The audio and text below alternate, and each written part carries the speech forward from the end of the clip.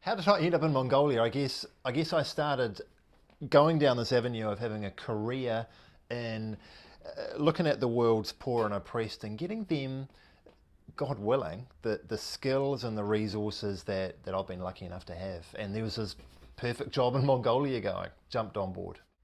Mongolia is a land of giants. You know, it's so empty and so big. The valleys are as big as the South Island, and the mountains are just rolling and forever. And there's this much grass, and there's stones and dust and frozen rivers, and the cities are chocker full of crumbling Soviet concrete buildings and centralized power stations. Oh, it's amazing.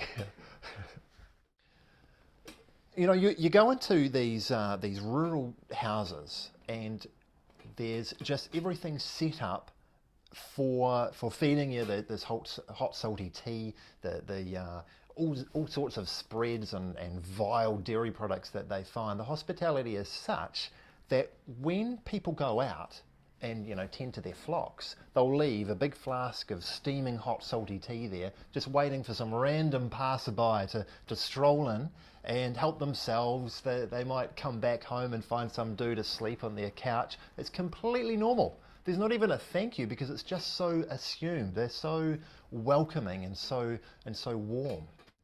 Mongolian families will make some cashmere, harvest some cashmere from their goats, but they'll get a little bit of cashmere, and they're kind of powerless with it. So they'll rely on some sneaky old middleman coming along and paying them a pittance for it, and well, they've got their money and everyone's kind of happy. But to kind of get this cultural hospitality and turn it into all their mates that they know in their communities gathered together to make a bulk amount of cashmere, then they can have a relationship with the buyers and the garment makers, organise negotiations and have some really good, fair, much higher prices. So it does involve a bit of sacrifice on their behalf, delayed payments, but once they can sacrifice a bit of themselves, which is a small step beyond hospitality, Kawamo, they've got the whole community is gained a huge amount.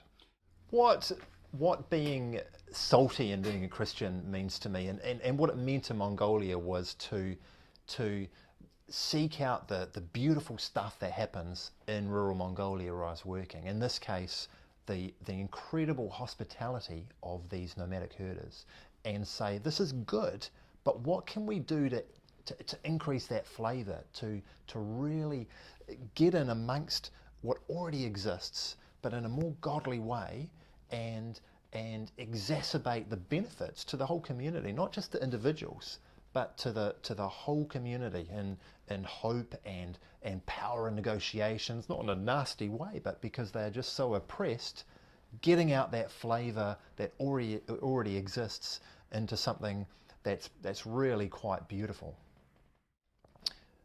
Everywhere you look, any culture, custom, strange ass place, there's always, if you look for it, something beautiful, something really of God in relationships and people.